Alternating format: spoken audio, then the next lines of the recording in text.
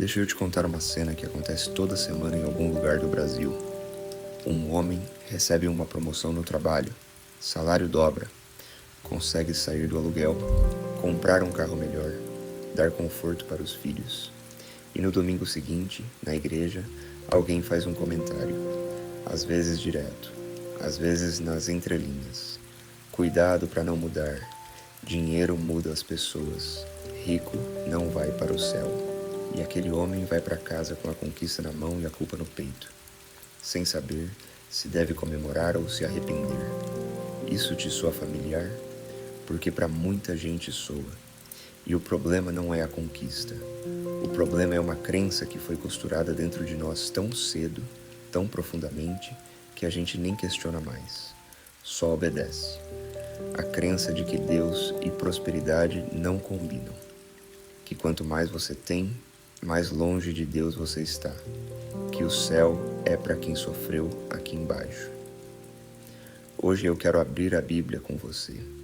Não para pregar prosperidade fácil, mas para desfazer uma mentira que tem paralisado gerações inteiras de pessoas que poderiam ter construído muito mais e não construíram porque acharam que era errado querer.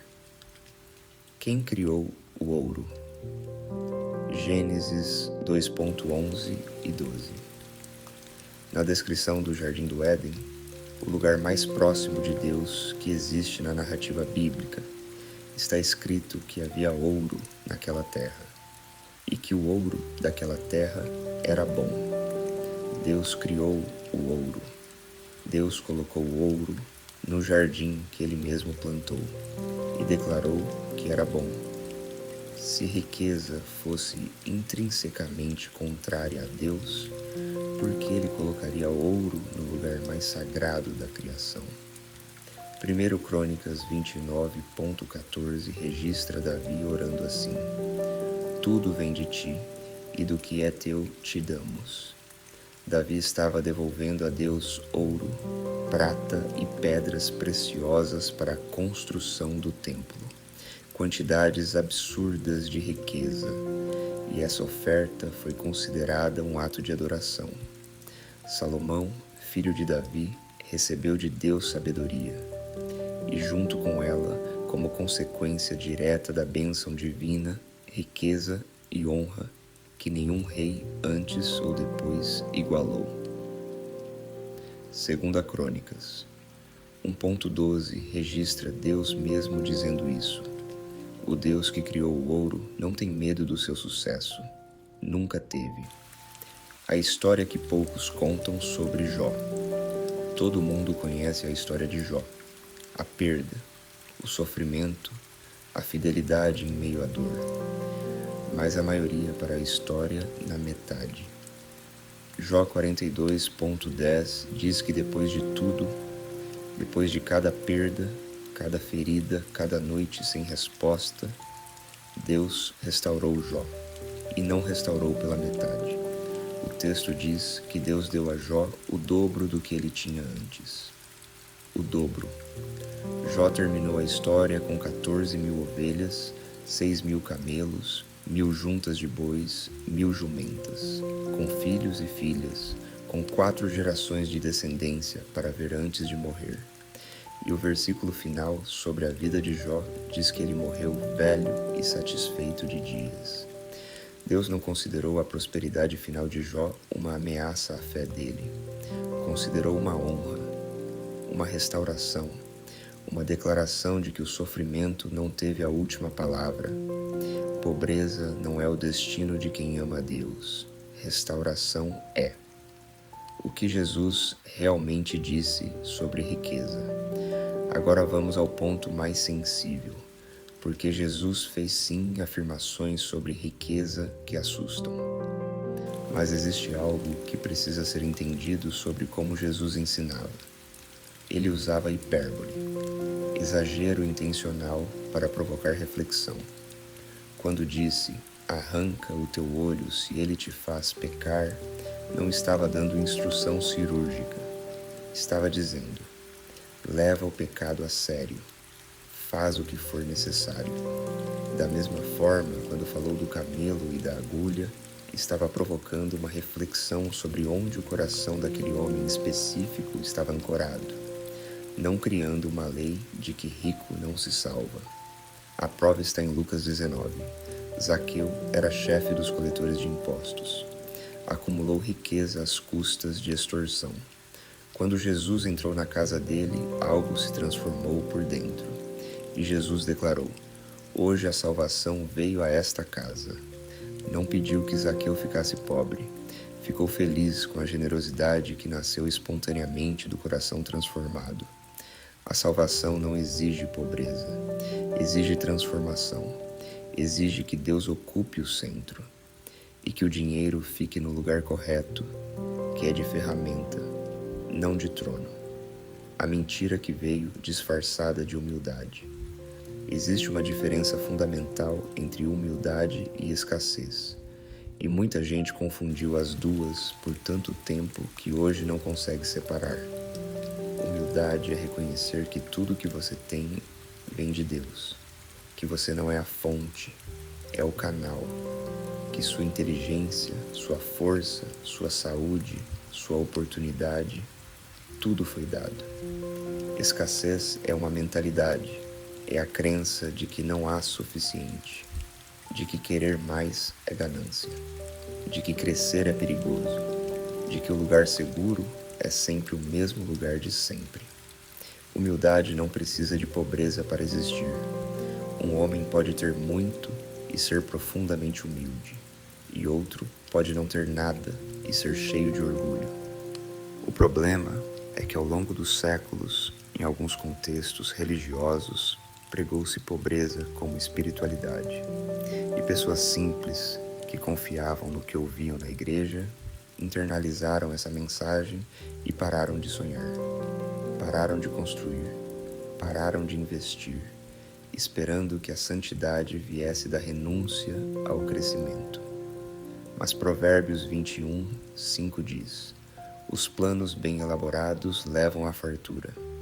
Planejamento é bíblico, crescimento é bíblico, construir é bíblico. Deus não glorifica a omissão disfarçada de fé. A parábola que condena a inércia. Mateus 25. A parábola dos talentos. Um senhor entrega recursos para 3 servos antes de viajar. Um recebe 5 talentos, outro 2, outro 1. Os 2 primeiros investem, multiplicam e apresentam o dobro ao retornar do senhor. O terceiro enterra o talento no chão, por medo, por insegurança, para não perder. E a resposta do Senhor ao terceiro servo não foi compaixão pela cautela, foi reprovação pela omissão. Servo mau e preguiçoso. Essas foram as palavras. Jesus contou essa parábola para mostrar que Deus espera que você faça algo com o que Ele colocou nas suas mãos. Não quer que você enterre por humildade. Não quer que você minimize por medo de parecer ganancioso. Quer multiplicação, quer crescimento, quer que você apresente resultado. E ao servo fiel, a resposta do Senhor foi: "Muito bem, servo bom e fiel. Sobre o pouco foste fiel, sobre muito te colocarei. Entra no gozo do teu Senhor." Entrar no gozo do Senhor. Essa é a imagem de Deus diante de quem foi fiel com os recursos recebidos. Agora preciso falar sobre algo que separa a prosperidade bíblica de prosperidade vazia. Há uma diferença entre querer dinheiro para acumular e querer dinheiro para construir. Entre querer crescer para impressionar e querer crescer para servir. 2 Coríntios 9,8 diz: "Deus é poderoso para fazer com que toda graça transborde em vocês, de maneira que em todas as coisas, em todo o tempo, tendo tudo o que precisam, vocês transbordem em toda boa obra." Transbordem em toda boa obra. Essa é a visão de Deus para a prosperidade. Não acúmulo estéril, transbordamento generoso. Quando você prospera com Deus no centro, o dinheiro não para em você. Ele passa, Vai para o filho que precisa de um futuro melhor, para o parente que está em dificuldade, para o ministério que precisa de estrutura, para o funcionário que recebe um salário digno, para a missão que avança. Você se torna canal, e canal não acumula água, deixa fluir. Provérbios 11.24 diz: há quem dê generosamente e veja aumentar suas riquezas. Outros retêm o que deveriam dar e caem na pobreza. A generosidade não empobrece. A retenção por medo é que empobrece. Então deixa eu te dizer onde chegamos hoje. Dinheiro não afasta de Deus. O coração que idolatra o dinheiro afasta. E esses são dois assuntos completamente diferentes. Você pode ter muito e estar perto de Deus. Pode ter pouco e estar longe. A conta bancária nunca foi o critério. O coração sempre foi. E se hoje você sente que quer crescer financeiramente, profissionalmente, materialmente, isso não é pecado. Pode ser chamado. Pode ser Deus colocando em você a capacidade de construir algo que vai além de você. Deuteronômio 8.18 não deixa dúvida. É Ele quem dá a capacidade de produzir riqueza. Se o desejo está em você, a capacidade veio de algum lugar. Fecha os olhos por um momento. Pensa no sonho que você engavetou porque achou que querer era errado. No projeto que você não começou por culpa. Na versão de você que poderia existir se você tivesse acreditado que Deus queria te ver bem. Não só no céu, mas aqui. Agora abre e faz uma decisão hoje. Não vou mais confundir humildade com inércia. Não vou mais tratar escassez como espiritualidade.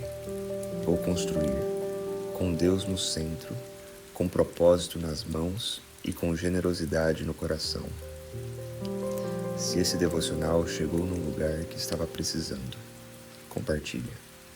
Tem alguém na sua lista de contatos que está paralisado por essa mesma crença. E às vezes, uma palavra no momento certo abre uma porta que ficou fechada por anos. Nos vemos no próximo devocional.